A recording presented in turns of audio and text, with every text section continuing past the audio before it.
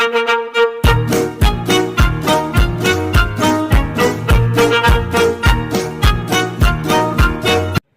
الله الرحمن الرحيم، وحلقة جديدة من حلقات العشوائي، وجايين نتكلم على ماتش الجونة. ماتش مهم في الدوري، عندنا ماتش وبعد كده نبدأ نجهز لأفريقيا، فكان لازم تكسب لأن أنت احتمال كبير وبنسبة كبيرة هياخدوا أفريقيا من نتائج الدور الأولاني، وأنت يعني الدنيا معاك صعبة، إصابات كتيرة، مشاكل كتيرة، راجع من بطولات، راجع من سفر، راجع كسبت الماتش اللي قبل دوت بتاع الاسماعيلي، وكان الاداء تحس فيه اجهاد. النهارده لعبنا برضو، فكان لازم نكسب. الماتش النهارده كان فيه كذا نقطة لازم نتكلم عليها.